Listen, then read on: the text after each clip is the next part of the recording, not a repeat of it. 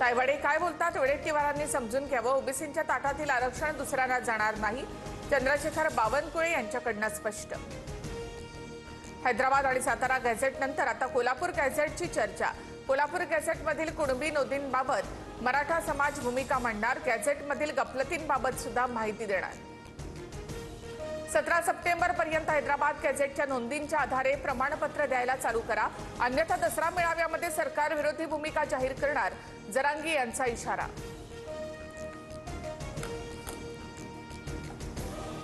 Hyderabad गॅझेटनुसार ST प्रवर्गात समावेश करण्याची बंजारा समाजाची मागणी।